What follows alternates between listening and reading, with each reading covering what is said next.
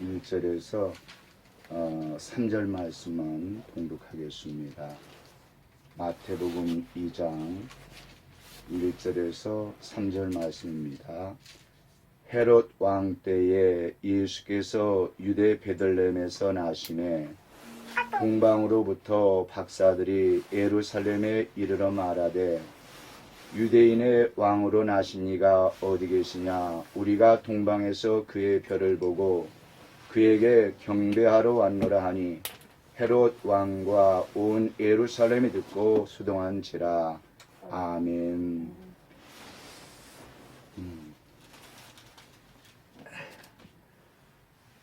네, 저는 원고를 보고서 설교하는 타입이라서 우리 예수님은 성령으로 잉태되셨습니다. 말씀이 육신이 되어 오신 예수님이 태어난 시대는 유다가 로마의 속국으로 모든 사람들이 메시아 대망으로 가득 찬 그러한 시대였습니다. 당시는 에돔 족속인 이방인 헤롯이 다윗 왕과의 일을 차지하고 로마에 충성하던 BC 4년 겨울이었습니다. 헤롯의 혈관에는 아브라함의 피가 흐르는 것이 아니라 에돔인의 피가 흐르고 있었습니다. 시류를 분별할 줄 아는 헤롯은 정치를 아는 왕이었습니다. 유대가 강성할 때에는 유다에 협력하고 로마가 강성하게 되니까 로마에 적극적으로 협력하여 유다를 로마의 속국으로 만드는 과정에 최고의 공헌을 하게 됩니다. 그 대가로 로마로부터 왕의 칭호를 받게 되고 예수님 탄생 때까지 통치를 하게 됩니다.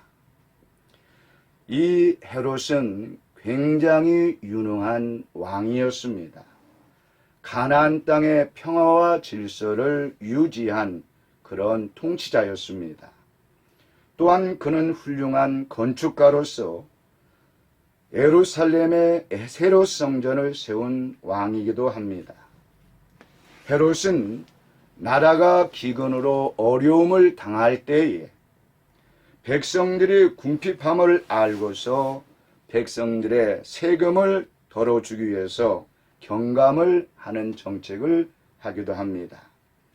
굶주린 백성들이 있었을 때에는 자기의 금 대접을 갖다가 팔아서 식량을 사서 백성들에게 나누어 주던 그러한 왕이었습니다.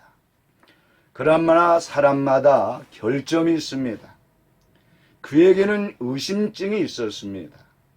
나이가 들어가면서 이 의심증은 더욱 심해졌고 자기의 권좌를 찬탈한다고 의심되는 정적들은 누구든지 제거해 버렸습니다.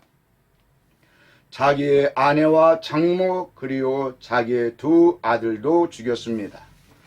로마의 황제 아우구스투가 말하기를 헤롯의 아들이 되기보다는 헤롯의 돼지가 되는 것이 더 안전하리라 할 정도로 피의 메리처럼 권력을 위해서 혈육까지 숙청을 단행한 그러한 악한 왕이었습니다.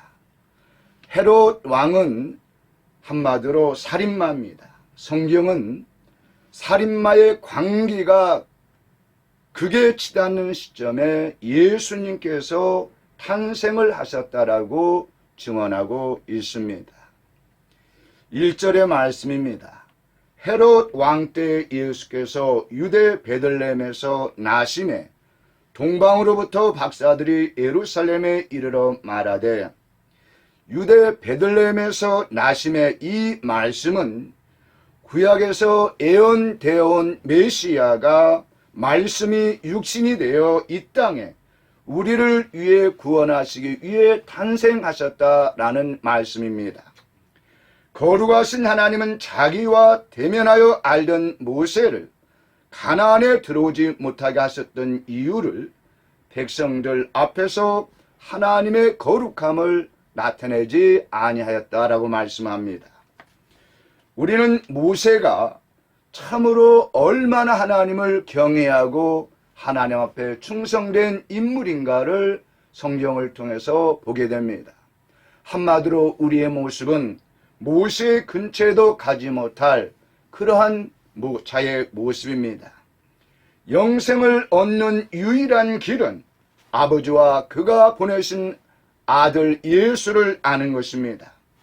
예수님은 죄 태중에서 태어난 우리를 물과 성령으로 거듭나게 하사 거룩한 자로 태어나게 하시는 유일한 길이 되시는 하나님이십니다. 죄로 말미암아 하나님의 단절된 인류를 하나님과 화목하게 하고 거룩한 백성이요 하나님의 자녀로 삼으시는 유일한 방법은 새 마음과 새 정신과 새 영을 주시는 새 언약을 성취하는 길밖에 없습니다. 이를 위해 주님은 자기의 몸을 화목제물로 하나님 아버지께 드렸습니다. 사탄이 마귀가 예수님을 십자가에서 죽인 것이 아니라 주님 스스로가 십자가에서 죽으신 것입니다. 예수님은 성결의 능력으로 부활하심으로 하나님의 아들이며 아들이라 인정을 받았습니다. 그 아들을 보기 위해 동방으로부터 박사들이 오늘 오는 모습을 보게 됩니다. 동방으로부터의 원문을 살펴보면 해가 떠오르는 곳이라는 그러한 뜻이 됩니다. 명사이고 소유기이고 여성이고 복수형을 취하는 단어입니다. 동방을 영어 성경은 동쪽으로 번역하고 있고 여성용으로 동방을 표현한 것을 우리가 이해할 필요가 있습니다.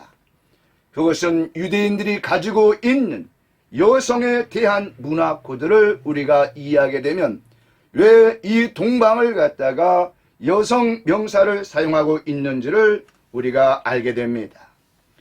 예수님 당시 지도로 보면 동방은 멸망한 바벨론과 페르시아의 뒤를 잇고 있던 파르티아 제국이 있는 지경에서 온 것입니다. 유대인들이 포로로 끌려간 곳은 동쪽 바벨론입니다.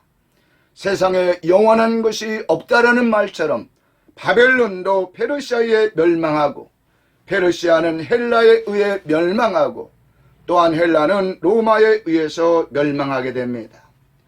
페르시아가 멸망하고 난 후에 이란 북쪽에 페르니 부족이 있었는데 이 부족이 일어나서 페르시아의 뒤를 이어서 파르티아 제국을 건설하게 됩니다.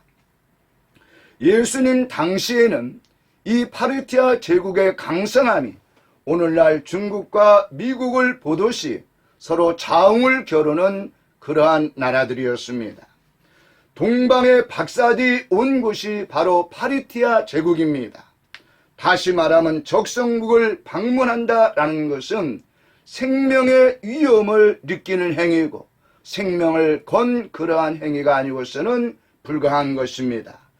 특히 적성국의 고위급 관리가 아무런 통보도 없이 자신들의 속국에 방문했다는 것을 로마가 안다면 이 동방 박사들은 생명을 유지할 수가 없는 그러한 사람들입니다. 그들의 신분을 성경이 오늘 박사라고 말씀하고 있는데 헬라 성경을 보게 되니까 마고스로 그렇게 기록되어 있고 원문은 마고이로 그렇게 되어 있습니다. 우리말 번역은 박사라고 되어 있고 또한 이것을 해석한 것을 보니까 마법사라든지 주술사로 그렇게 해설되어 있는 것을 보게 됩니다. 그러나 이것은 어디까지나 세상에서 말하는 그러한 마고이에 대한 편견된 해석이지 성경적으로 보게 되면 이 마고이는 바벨론이나 페르시아에서 천문학자들에게 붙여진 그러한 명사입니다. 우리에게 점성술사로 알려진 이 사람들은 오늘날 타로점을 치는 그런 사람들하고는 차원이 다른 고학력의 최고의 현자라고 불려지는 그런 사람들에게 박사라는 호칭을 주고 있는 것입니다.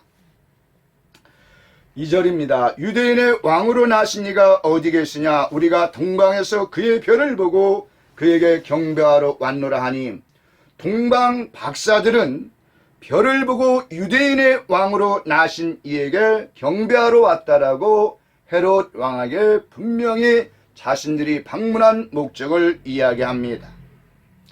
동방 박사들이 예수님을 찾아서 생명을 건 경배길에 오른 것은 별을 보았기 때문입니다.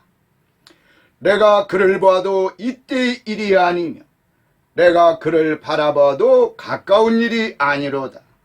한 별이 야곱에게서 나오며 한 주가 이스라엘에게서 일어나서 모압을 이쪽에서 저쪽까지 쳐서 무찌르고 또 셋의 자식들을 다 멸하리라. 민수기서 24장 17절에서 발람이 이스라엘을 향해서 한 예언의 말씀입니다. 별과 규는 전통적으로 오실 메시아를 상징하는 표현입니다.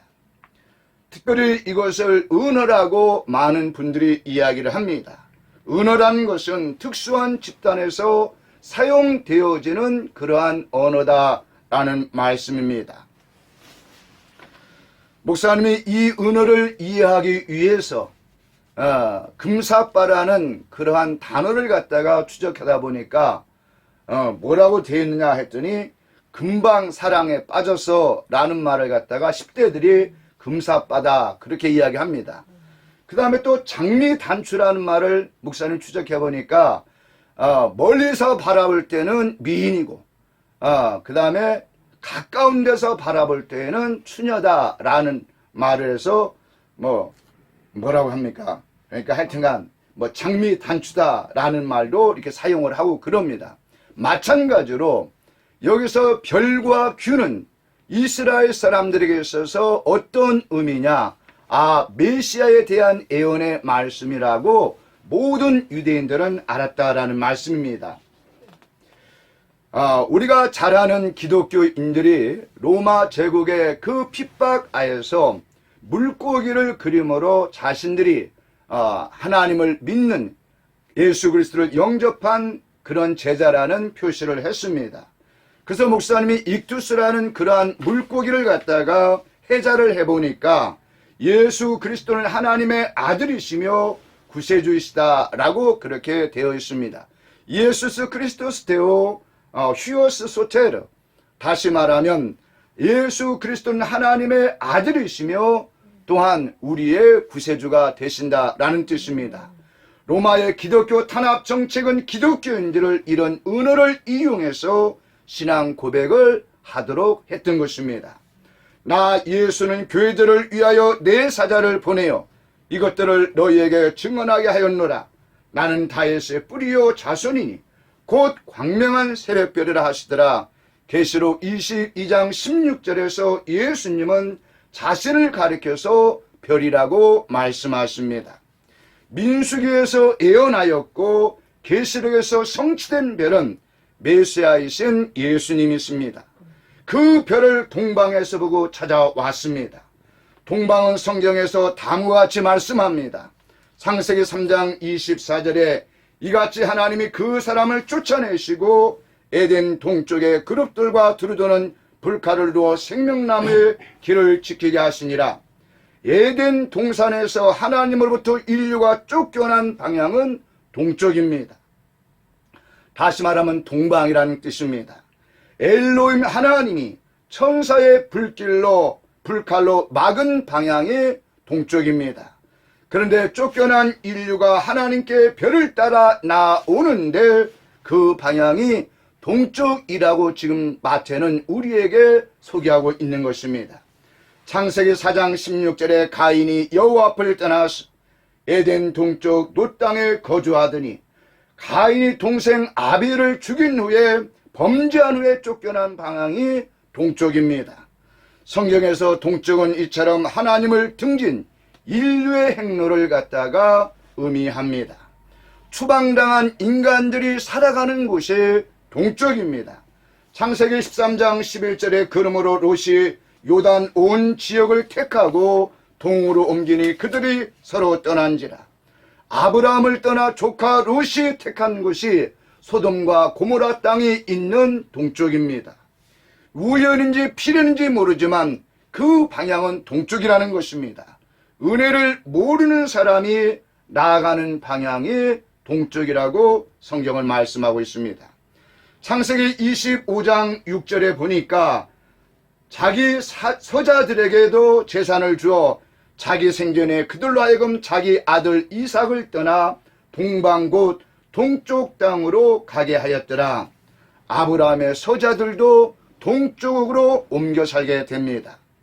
약속의 자손이 아닌 자들의 거주는 동쪽이었습니다. 성경에서 통속적으로 동쪽이라 하는 것은 한마디로 하나님을 등지는 인류의 행로의 모습을 상징합니다. 그런데 성경은 아브람과 다윗의 자손 예수 그리스도의 세계가 시작이 되면서 하나님을 떠나 살던 바벨론, 페르시아, 파르티아 제국에 살던 동쪽의 사람이 가장 먼저 별을 보고 성경에 약속된 별을 찾아 경배하고자 예루살렘 성에 도착하고 있다는 사실을 놀랍게도 우리에게 증언해 주고 있는 것입니다. 마태는 에덴 동산에서 추방된 인류가 예수님의 탄생을 기점으로 신원이 회복될 것이며 구원의 역사가 시작됨을 선언하고 있는 것입니다. BC 586년 나라가 멸망한 후에 그들이 짐승처럼 포승줄에 묶여서 포로로 잡혀간 방향이 동쪽인 바벨론이었습니다. 한마디로 동쪽은 하나님을 배반하고 떠났던 패역한 인류가 쫓겨간 방향일 뿐만 아니라 하나님을 등진 사람들에게 하나님께서 추방한 곳입니다. 동방 박사들이 어떻게 예수님이 별임을 알고 귀임을 알 수 있었는가 라는 의문이 생깁니다. 예수님 탄생 600년 전에 바벨론에 끌려간 포로들이 있었습니다. 그들은 유대 사회를 이끌던 리더 그룹입니다. 바벨론은 중앙 집권화 정책을 취하면서 인재를 중앙으로 모아 지방을 다스렸습니다. 우리나라 고위된 이건희 씨가 천재 한 사람이 10만 명을 먹여 살린다고 그렇게 말한 바 있습니다. 바벨론은 이런 정책을 취했습니다. 속국이 된 나라의 천재들을 모아서 바벨론을 위하여 일하도록 교육한 것입니다. 이런 사람 중에 대표적인 사람이 성경의 다니엘이라고 우리에게 소개하고 있습니다. 그는 바벨론에서 총리로 등용되었지만 또한 페르시아에서도 등용된 참으로 귀한 인재 중에 인재입니다. 너무나 훌륭한 일꾼이기 때문에 적국에서도 그를 내치지 못하고 등용한 것입니다. 다니엘서는 아주 어린 나이에 바벨론에 끌려가서 총리 대신에 이르기까지 다니엘의 성장기를 아주 세세하게 증언하고 있습니다. 다니엘의 비범함을 가장 먼저 알아보았던 사람은 그를 가르쳤던 학자들입니다. 그리고 왕이 알아보고 등용을 한 것입니다. 또한 고레스가 등용한 그러한 연유를 갖다가 목사님이 묵상을 해봤습니다. 고레스 원년까지 이 다니엘이 이 페르시아에서 관리를 했습니다. 그런데 고레스 원년에 바로 이스라엘 백성들이 고국으로 돌아가도 좋다라는 그러한 칙령이 나온 겁니다. 그래서 고레스 왕을 움직인 사람이 다니엘이 아니었나라는 그런 묵상을 하면서 깊은 은혜를 받았습니다. 다니엘은 비록 포로로 잡혔지만 그가 왕궁에서 이방인들에게 목숨을 건 신앙 고백으로 여호와 하나님의 살아계심과 임재를 나타내므로 어느 누구도 부인할 수 없는 독특한 자기 지위를 가지게 됩니다. 그에 대해서 많은 사람들이 연구하였을 것이고 그가 읽은 책과 그가 가진 신앙을 연구하면서 민수기에 나타난 반란의 예언도 읽어보았을 것이고 그것을 연구하던 사람들이 있었을 것이고 또한 그 연구를 하던 사람들을 죽어가면서 새로운 나라가 일어났고 이것이 파르티아 제국까지 이어진 것입니다.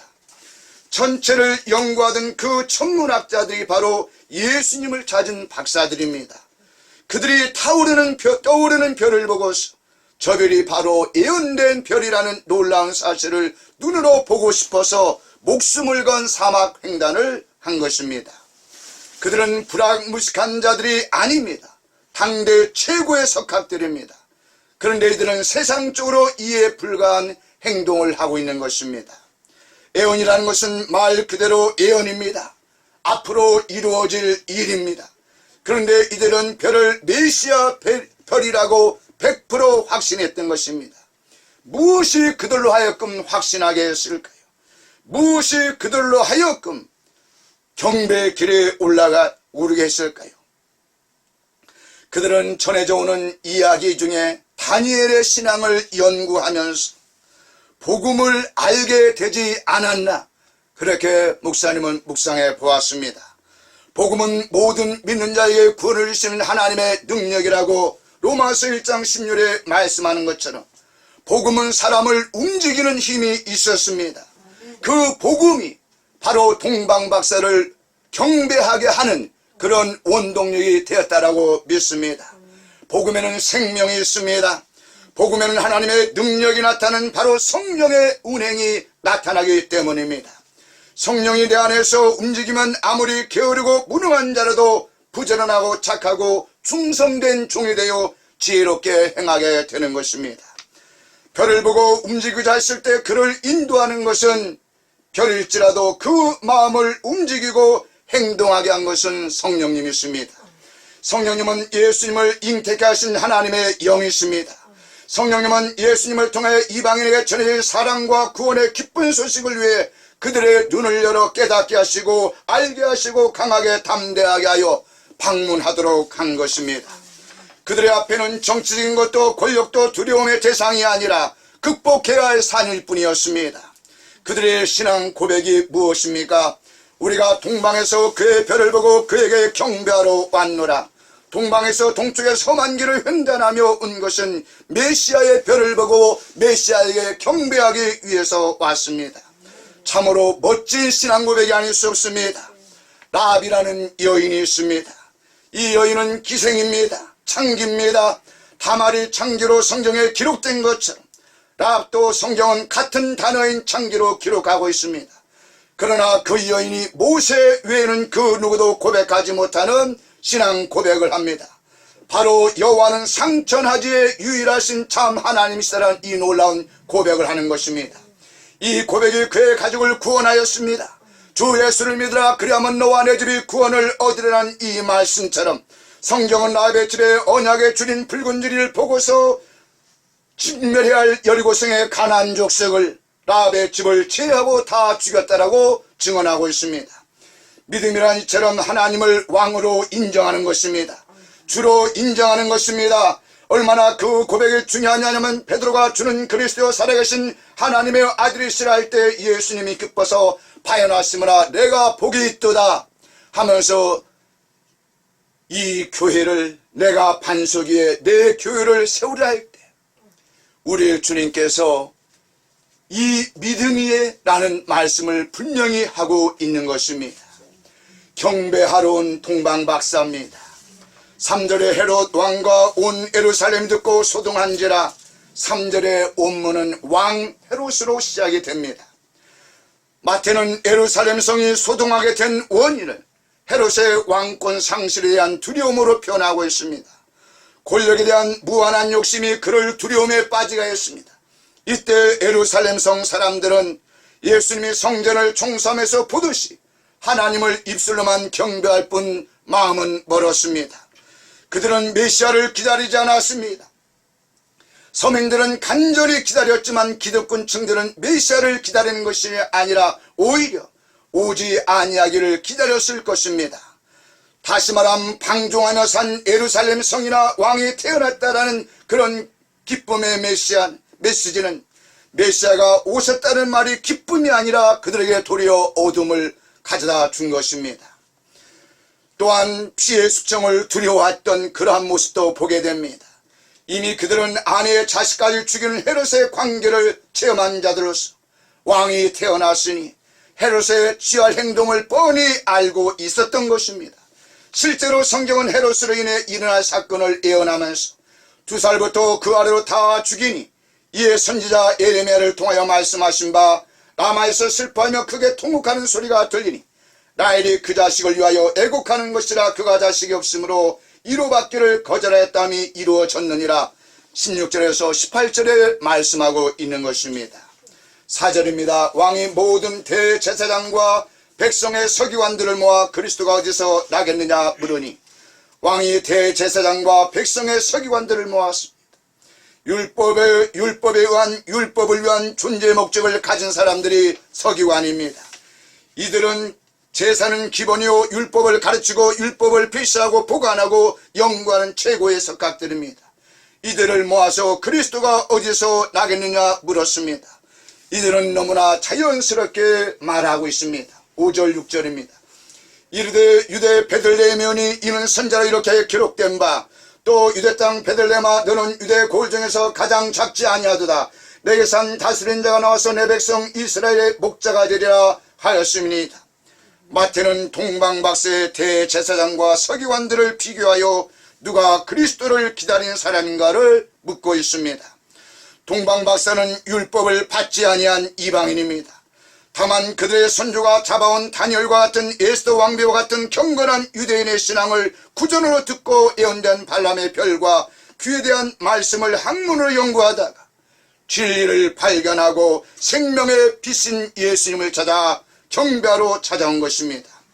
그러나 율법을 받은 민족인 유대인은 메시아가 성경에 기록된 말씀을 근거로 오신 것을 알았지만 죽은 지식을 가진 자들에 불과했기 때문에 미가 선지자는 베들레헴 에브라다야 너는 유다 족속 중에 작을지라도 이스라엘 다스릴 자가 내게로 나올 것이다.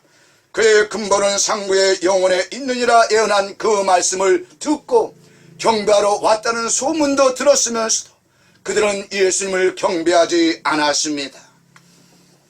이것이 당대의 영적 주소였다는 사실을 마태는 지금 우리에게 증언하고 있는 것입니다. 메시아가 올 것이요 또한 오셨다는 소식을 듣고도 경배하지 않는 그들의 모습, 보기는 봐도 알지 못하고 듣기는 들어도 듣지 못하고 깨닫지 못하는 그러한 영적 암흑시대에 살고 있던 그들처럼 오늘날 대한민국의 영적 암흑시대가 도래하고 있다는 이 사실 앞에서 우리는 하나님 앞에 어떻게 해야 할지 살려달라고 하나님 앞에 무릎 꿇어야 될 줄로 믿습니다. 주님을 전심으로 찾고 구하지 아니하면 만나주지 않습니다. 7절 8절입니다. 이에 헤롯이 가만히 박사들을 불러 별이 나타난 때를 자세히 묻고 베들레헴으로 보내며 이르되 가서 그 아기에 대하여 자세히 알아보고 찾거든 내게 과여 나도 가서 그에게 경배하게 하라. 헤롯이 동방박사들에게 별이 나타난 때를 자세히 물은 것은 경배하기 위함이 아니었습니다. 경배가 목적이라면 듣자마자 즉시 왕에게 경배하러 가야 했습니다. 경배가 목적이라면 그리해야 됐음에도 그는 그러지 않았습니다. 베들레헴이라는 구체적인 지명을 알고서도 헤롯은 움직이지 않았고 동방박사는 만나 경배한다는 기쁨에 충만한 모습을 마태는 우리에게 증언하고 있습니다. 그러자 이들은 동방에서부터 인도하는 별이 나타나 다시 아기 예수에게 인도하는 모습을 보고서 즉시 움직입니다. 하나님을 경외하는 사람들은 하나님께서 보여주시는 그런 작은 계시를 할지라도 그 계시 말씀에 즉각적으로 순종합니다. 하나님께서 우리에게 주시는 그러한 은혜가 있다면 즉각적으로 순종하는 은총의 길을 주의 이름으로 축원합니다. 그러나 진리의 빛을 보지 못한 헤롯은 자기의 백성을 해하는 악행을 저지릅니다. 왕은 왕인데 헤롯은 사람을 죽이는 왕으로, 예수님은 자기의 백성을 구하는 왕으로 비교가 되고 있습니다. 마태는 우리에게 진정 우리의 왕은 누구냐고 묻고 있는 것입니다. 동방박사처럼 경배하기를 원하십니까? 아니면 헤롯처럼 알아보고 반감만 하고 오히려 하나님을 믿는 자녀들을 죽이려 하는 그런 일에 동참하려 하십니까? 좁은 길은 동방박사가 선택한 길입니다. 주의 은총을 입은 우리의 선택은 침묵이 아니라 잠자는 자들을 깨워야 할 때인 것입니다. 예수님을 우리의 왕으로 고백하며 왕의 교제를 다시금 되새김질하는 살아있는 교회가 되시기를 그리스도 예수님의 이름으로 축원합니다. 아멘. 기도하겠습니다.